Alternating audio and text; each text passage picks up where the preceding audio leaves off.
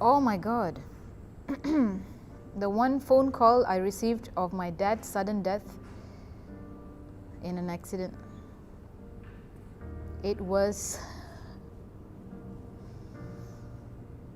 on the night before my first ever degree exam.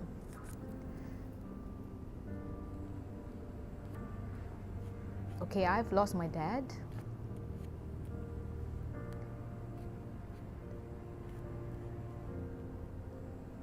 I'm sorry. It's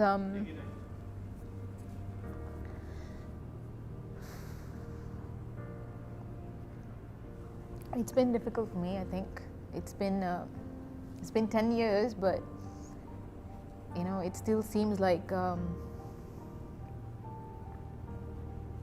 think that was probably my first heartbreak. My dad met in an accident as well when I was in school, and it was not his fault. He was coming back from work, and some guy who beat the traffic light hit into him. He was trying to cross the road.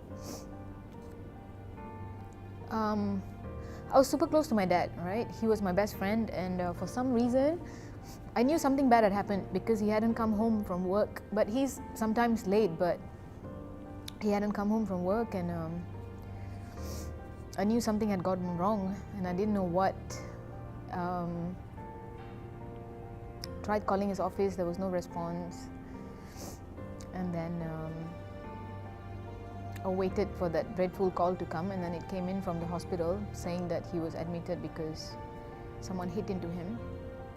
So the shock waves that went through my body at that time was so intense that it was the first time I ever experienced something like that. And I didn't know what condition he was in, whether he was okay, whether he was not, whether he was going to be able to recognize us or walk or whatever. And then we went to the hospital, and he was a tough guy. He got away with like 2 broken legs. Took him some time to recover, and that's one of those things that he sort of taught us, that he came out of it really strong. And then I eventually lost him to a heart attack, which is the biggest heartbreak. But my dad always prepared us for the fact that we were going to lose him one day. And it was particularly hard for me because he was someone I always went to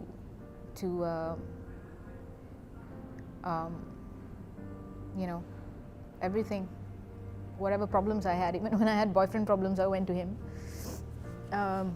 Always had good advice.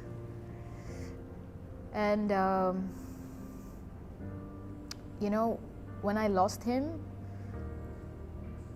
the thing that I learned out of it, someone close to me told me this, because the question that was ringing in my head was, how does one prepare for this?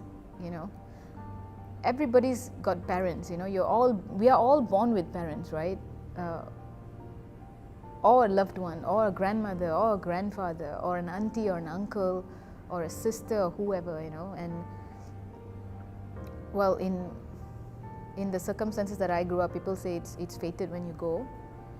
At some point of time, you're going to lose them, right? So how do you prepare for that?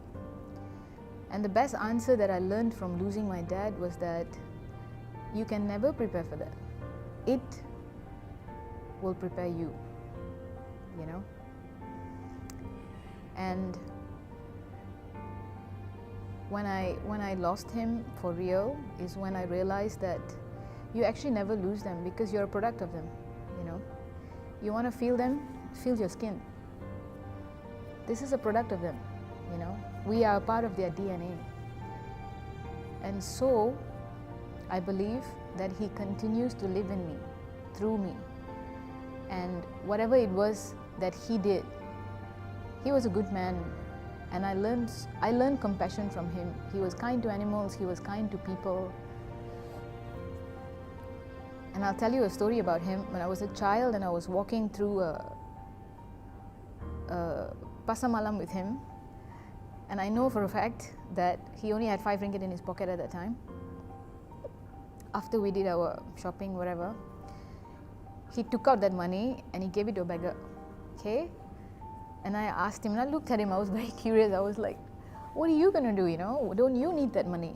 And he said, well, now, at this moment, that man needs this money more than me.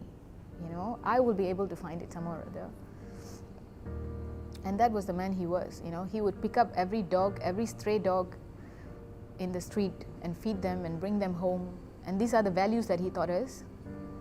And I knew that he was living through me then when I lost him, that I was going to continue his legacy and I was going to do what he did. And I was going to be a better person by doing that. And that would be my response to this.